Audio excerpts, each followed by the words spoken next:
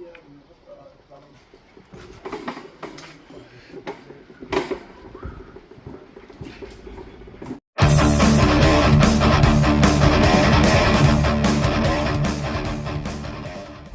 and welcome to Scott's Inverts. I'm Scott. You're going to see an invert in today's video because we are rehousing our P.metallica that we got a little while ago from Spar Spiders, and she's actually molted out, so she is looking absolutely beautiful. Now, just before we do get into today's video, let me tell you a little bit about the enclosure because it is a very special one. It's a Stranger Things one that was made by Steve Thornton over at Tarantula-tastic Enclosures, won by Steve Exotics. He kindly donated it to myself because I'm a bit of a Stranger Things geek. And this was several years ago. So today we're going to rejuvenate that enclosure, getting our P.metallica in there. So with that said, let's go do this. Oh, I told you she was beautiful, and isn't she just? Those blues, blacks and yellows, just, oh my god, this is literally such a beautiful spider. Absolutely stunning, old world, very fast, and their venom is very, very potent. So if you're a beginner, maybe not for you. If you're more an experienced keeper, this is one for you. Here is our welcome to Hawking's Stranger Things enclosure, looking absolutely beautiful, just bareback. Now what we've done is got the Westmoreland's potting compost, and I've put a little bit in there, and I'll just top that up as well and show you guys kind of the consistency of that soil, full of nutrients, ready for our plants. Absolutely awesome. And again, what I'm doing with that substrate is putting around about 1 inch in, giving it a good spray down and a tap down, and then putting another 1 inch in. So what that does is helps to keep that moisture, keep that humidity in the soil, and slowly release it over time. And here I am now just finishing that 1 inch layer off with a bit more water, and we'll do that all the way up to the top. Now with this enclosure, the sides at the bottom, they've there's little caves if you look at the bottom at the sides. So I'm going to try and fill that up with soil as well as best I can, and then we'll get to planting and sorting out this enclosure. So there we are all the way up to the top now, the final layer. So I'm just going to give that a little spray down as well. We want it, I'd say about 70 to 80% humidity, so we do need this soil quite damp. And this one has cocoa fiber attached to the sides as well, so I'm going to give the whole thing now a good drench down so it absorbs all that water. Again, when our spider goes in there, it'll be nice and humid, very much like its natural environment. Spray in the back there, making sure to get it in all the corners and all the nooks and the crannies, and we are almost done. Absolutely awesome on the water section. Now then, this part here, what I do is I just put maybe ½ inch. Once you finish putting that substrate in, I'll put around about ½ inch of substrate, not sprayed down with water or anything, just nice and very loose on the surface. Again, just to try and give it that kind of a naturalistic feel, just something for our spider to walk across and not feel that they're in a swamp. That's absolutely awesome. Now, some plants. Now this one is probably a little bit too big, but it's a dwarf palm, 12 centimeters, shouldn't get any much taller than what it is already.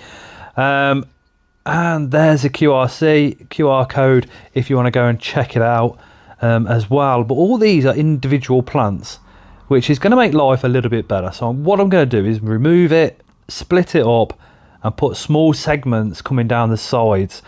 I'll try here to try and get it behind that piece of wiring at the top right so that the leaves might come out at the top, but unfortunately, just due to the angles, it doesn't really work out. But I'll give it a go. And that's the whole thing when we're planting out enclosures. It's trial and error. Where you plant it might not necessarily be where it ends up, but don't worry, because you can always take them out again and move them around. Even take them out and twist them around or turn them around and put them back in the same hole if needed, which is what I'm considering doing here, because if you look at the face, the leaves come up and over that, and I don't really want that to be happening because I want to see that figurine shining through. It's a really part of the enclosure, do you know what I mean? It really kicks it off. So I'm going to move these plants across a little bit and have a little play and see what we can do. So I sped this piece up. I'm not quite sure if the speeding of it actually worked on camera, because all I'm doing here is turning everything around, mixing it about and seeing where best for it to sit. And again, it's just a game of trial and error. And now we're on to the next part with our lovely piece of cork bark.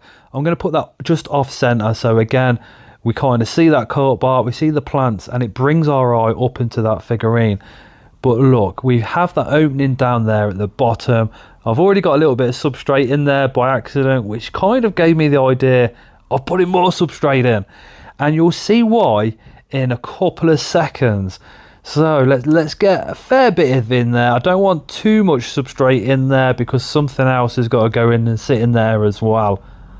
All the plants that we got today and the soil, we went to the range and got them from the range, even though one actually says home base on the side of it, so I don't know what's going on there, but it's ended up at the range anyway. And this is the one that says the home base, but again, it wasn't bought from there. This is an ivy or Madeira. It just says mix on the side, so I'm assuming it's a mixed species, but it looks beautiful, I think. And the ivy, we can train it to climb around the enclosure, and it will fire little shoots off as well, so we can always trim it back so that ivy actually goes up and around that figurine again. Now it's not going to fit in the hole like that, so take it away and you just slowly gently roll it in your hands, and that substrate comes out of the roots, and then we can get it into that hole with all that fresh substrate in there as well. And then we can get them playing around with the stems to try and get it in a position that we like. And yeah, I think once we finish moving it around, that's going to look pretty good. Let me know down in the comments if you would have done the same thing. Also, I want your opinions on whether you think the roots of that will interfere with the spider as the spider goes in and out of that cork bark, or do you think that in the wild they'll come across stuff like that? Anyway, I personally think in the wild it happens, so I can't see it being much of a problem. But there we go. That is the finished enclosure. We just need to get our spider in there now. We have a few little more additions to go in there. We have a Hawkins police sign, which is just gone down there, just in front of the ivy. Well, just behind the ivy, sorry. And why I've done that is just to make it look like it's been there a very long time. I've kept this bike quite dirty. And again, to make the whole enclosure feel like it's been this way for an extremely long time. Absolutely awesome. And there we have the finished enclosure. And all we need to do next is rehouse the spider, get that beautiful P.metallica in there. My God, give it a quick spray down, spray all the leaves and the remaining parts of the enclosure, get them all watered in. So try and aim the spray to the base of the plants, getting the water down into the roots to hopefully give them a good start off in life in this new enclosure. Absolutely awesome stuff. Now we move on to rehousing this beautiful girl, getting her in here. What I've found is when they're slings, it can be very frighty, very jumpy, and indeed when you try and rehouse, they can run around the whole of the house or the shed or wherever you keep your spiders. The adults seem to be a bit more relaxed, but don't take that. They literally try and lead you into a false sense of security sometimes, because they can be just as quick. And look, straight in, looking beautiful. And typical P.metallica area has gone and hidden around the corner of the cork bark, but we do get glimpses of her through the foliage. Just look at those legs. Absolutely amazing. Looking forward to feeding times with this girl in the future, watching us kind of come flying out from God knows where in this enclosure to grab a Morio worm or whatever we're doing at the time. And again, hiding straight behind there. And that is the Stranger Things enclosure with our P.metallica in there. Absolutely awesome. Just look at those little paws. And there she is, just moving out of the way of the camera. I think these spiders know when we're filming them. I honestly do.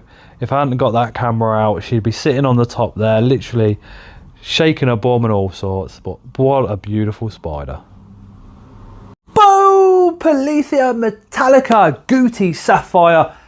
Absolutely nailed that one. Such an easy to do enclosure. Now, if you take away the background and the sides and the whole Stranger Things aspect to this, and if you just think Exoterra, you can still recreate the same thing at home.